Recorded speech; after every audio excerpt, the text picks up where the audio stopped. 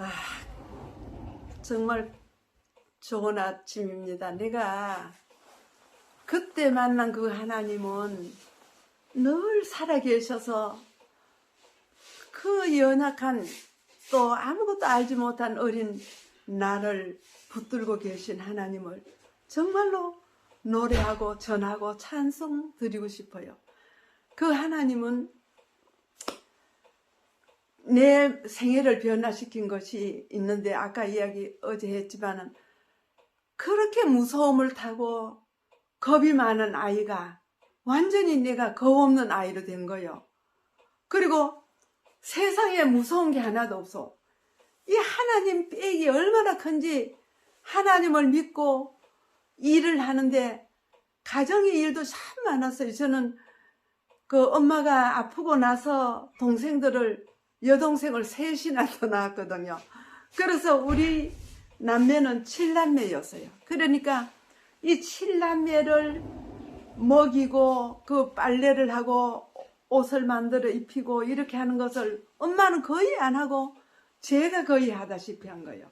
사실은 요즘처럼 얼마나 요즘은 좋으니까 전기밥솥에 수도 꼭지만 틀면 물이 나오는데 그때 내가 자라던 그 마을에는 100여 호 되는 동리에서 우물 딱 하나밖에 없어요. 그 우물은 독립복판에 있는데 10길 우물이라 그래요. 10길. 왜 그런가 하면 사람 키 10배가 내려가야 물이 나오는 굉장히 편편한 동리고 들판인데 산은 거의 없어요. 멀리 산이 있고 동리가 이렇게 평지에 있는데 거기에 물을 파자니 깊이 판 거예요. 그래서 우물물을 이렇게 뜨레박으로 길러다가 이고 와서 집에 와서 밥을 하고 또 소죽도 끓이고 그 물을 사용해야 되는데 그 물을 이고 올 사람이 없어요. 아버지는 농사일에 바쁘고 엄마는 아기들 키우고 약하니까 물을 못 여와요. 그래서 제가 어린 나이에 물을 이렇게 뜨레박으로 풀면 가장 조그만한 뜨레박을 만들어 줬어요.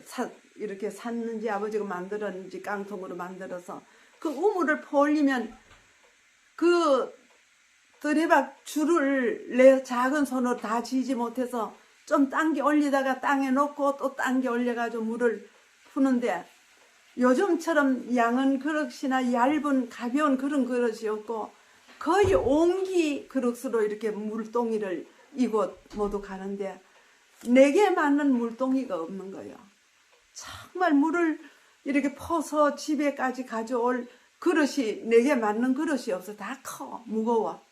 그래서 아버지가 저를 데리고 시장을 26길 가서 그 물동이를 내게 맞는 걸 작은 걸 하나 사는데 온데 옹기전을 다 돌아다니면서 가장 작은 물동이를 하나 사서 아버지가 지고 내가 와가지고 물을 여다가 밥을 해 먹는데 그 일이 얼마나 힘들겠어요. 물을 퍼다가 이고 와서 그 여러 식구 밥을 하고 또 할아버지 병수발 들면서 동생들 키우느라고 제가 일을 이렇게 어릴 때부터 배워서 제 손가락은 이 손마디가 남자 손 같아요. 그래서 상당히 어디 내놓기 부끄럽고 그런데 이제 늙어서 아무것도 아니지만 젊을 때는 제가 손 내놓기를 부끄러워해서 너무너무 손이 창피스러워 크고 막 못 나가죠. 그래서 그 살림살이를 살면서 교회를 다니는데 재미있는 일들이 많아요. 겁이 없어서 교회를 갈 때는 동리 아이들이 막 언니 하고 따라와서 교회를 가득 채우면서 아이들과 함께 성경 이야기도 하고 하나님 앞에 예배를 드리는데 집에 갈 때는 밤이에요. 어두워요. 근데 이 아이들이 무서워서 아무도 집에 요즘은 후라시도 있고 뭐 전기불도 있고 하지만 그때는 전기도 별로 없고 호롱불이나 초롱불을 들어야 되는데 초롱불도 없잖아요. 그래서 이 아이들을 손을 잡고 데리고 집집마다 문 앞에 대문 앞에까지 데려다 주고 나는 집에 가요.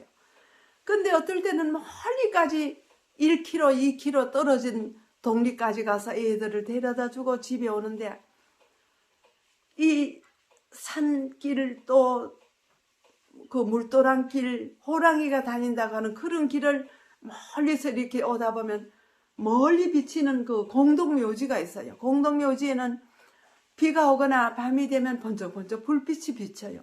그래서 사람들은 저기 도깨비 불이다, 귀신 불이다 이렇게 하는데 나는 그것이 하나도 무섭지도 않아. 그걸 보면서 하나님께서 나와 함께 하시기 때문에 저런 악기들은 내게 범접도 못한다. 또 무서운 호랑이나 늑대가 오면 천사가 막아줄 거다.